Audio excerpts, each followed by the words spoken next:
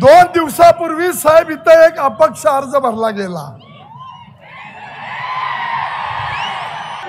बाळ लहान असल्यापासून मी बघतोय त्याला। राज्याचे उपमुख्यमंत्री आदरणीय देवेंद्रजी फडणवीस साहेब, राज्याचे दुसरे उपमुख्यमंत्री आदरणीय अजितदादा, व्यासपीठावर उपस्थित असलेले पालकमंत्री, आमदार, माजी आमदार, जिल्हाध्यक्ष, सगळ्या घटक पक्षांचे सगळे प्रमुख नेते मंडळी, संपूर्ण व्यासपीठ आणि उपस्थित असलेल्या सगळे माझे वडीलधारी मंडळी, माता भगिनी आणि माझ्या तरुण मित्रांनो, साहेब 2चं टायमिंग दिलं होतं। जरा आता शांत बसून घ्या, एवढं झालं की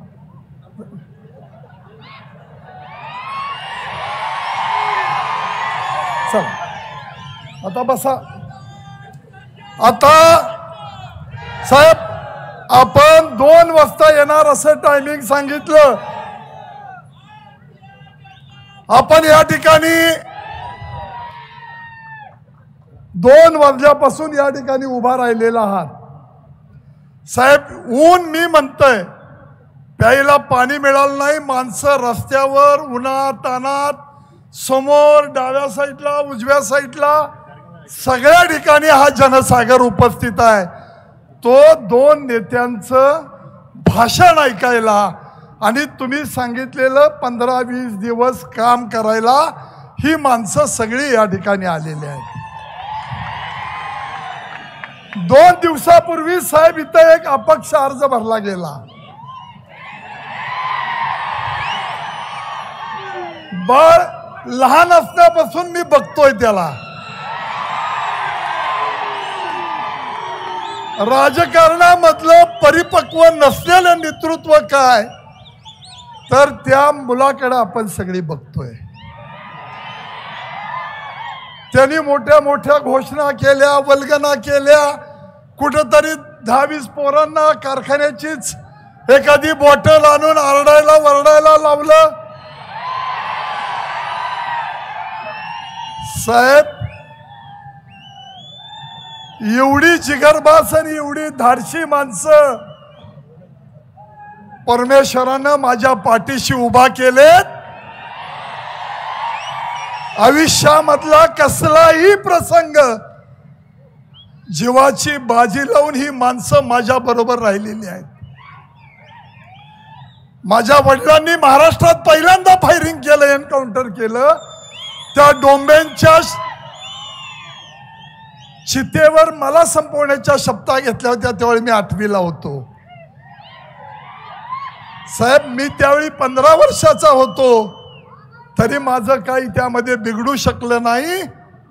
आज तर या माणसांची शक्ती आहे, एवढे मोठे आशीर्वाद आहेत आणि तुम्हा नेत्या मंडळींची माझ्यावर खऱ्या अर्थानं प्रेम करून कृपा आहे। मला कसलीही राजकीय जीवनामध्ये काळजी नाही। पहिल्यांदा 8-10 दिवस साहेब या ठिकाणी वातावरण तापत नव्हतं। माणसांना वाटायचं आमचा पैलवान तसा गरीब आहे, पण आपली इलेक्शन अगदी सोपी आहे, त्यामुळे माणसं म्हणली जरा शिस्तीत करूया। 2 दिवसापूर्वी अर्ज भरला आणि साहेब मिनिटाला फोन वाजायला लागले। माणसं म्हणली अर्ज कधी भरणार आहे सांगा, आम्ही आमच्या पैशाने गाड्या घेऊन येतो आणि आपल्याला आपली शक्ती दाखवायची आहे। साहेब या ठिकाणी तुम्ही मला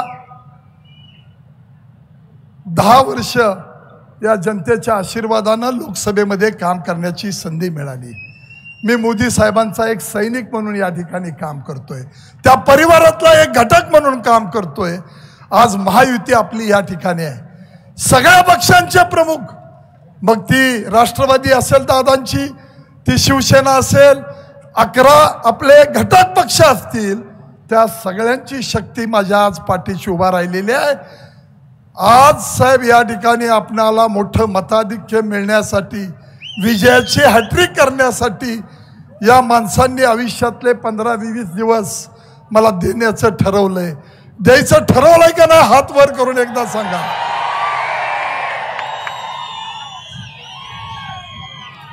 साहेब या ठिकाणी महिला इथं आलेल्या आहेत,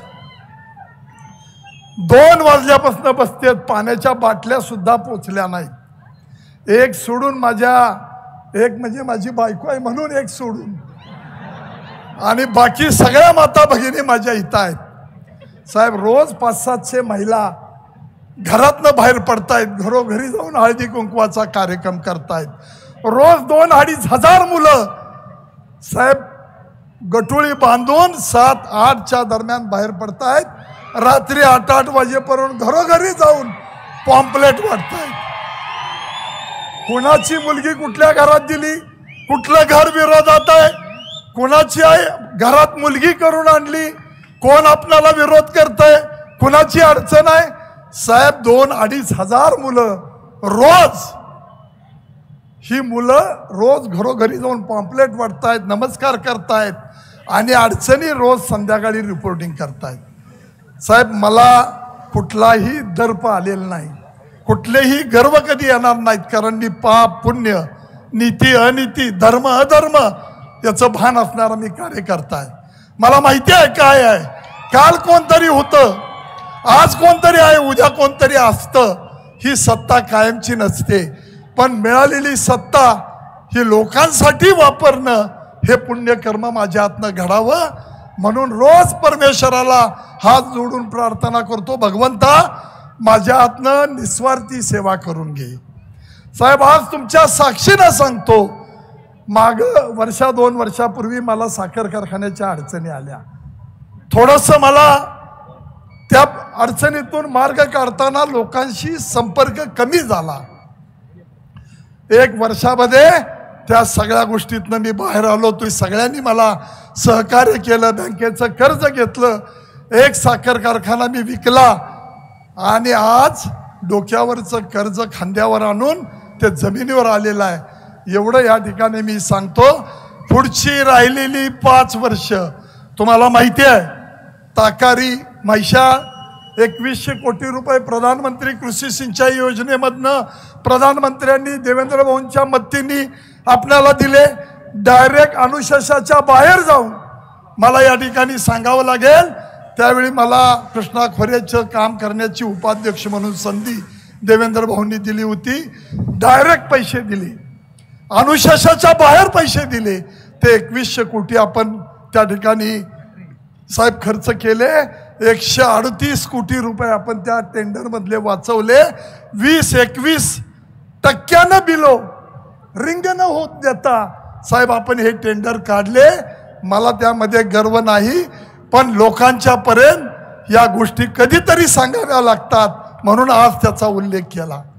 साहेब दुसऱ्या योजनेला तुम्ही बळीराजा जलसंजीवनी मधून सेंट्रल मधून पैसे आणले, ते 1205 कोटी टेंबूला खर्च केले.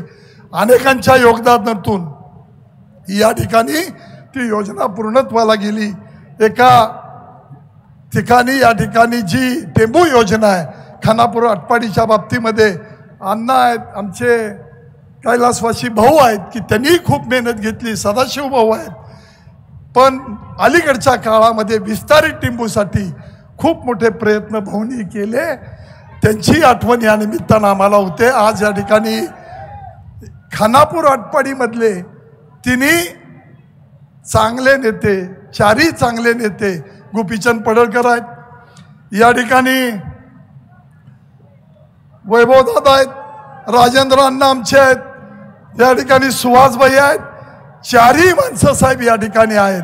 सगळ्यात हायेस्ट लीड तासगाव कवटे मंकाळपेक्षाही साहेब जवळजवळ 80-90 हजाराचं लीड एका खानापूर आटपाडी तालुक्यामध्ये बसेल. राजकारणामध्ये मला फार टीका टिप्पणी करायची नाही, पण साहेब या पाण्याच्या प्रश्नामध्ये, रस्त्याच्या प्रश्नामध्ये खूप मला काम करता आलं. 2 गोष्टी माझ्या राहिलेल्या आहेत. या ठिकाणी दोन्ही नेते आहेत, देवेंद्र भाऊ आणि अजितदादा. माझं ड्रायपोर्टचं काम आपल्याला तत्वतः मंजुरी मिळालेली आहे.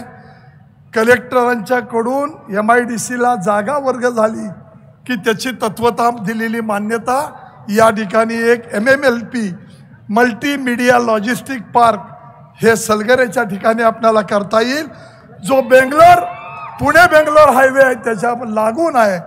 आणि दुसरं आपल्याला साहेब या ठिकाणी उडान 2 मधून या ठिकाणी ज्योतिरादित्य सिंधिया यांनी आपल्याला तत्वता मान्यता दिलेली आहे. आपल्याला गव्हर्नमेंटची जागा 300-350 एकर या ठिकाणी दिली तर उडान 2 मधून कृषी याच्या खाली आपल्याला एक एअरपोर्ट या ठिकाणी व्हावं, विमानतळ व्हावं, एवढ्या 2 मागण्या आहेत.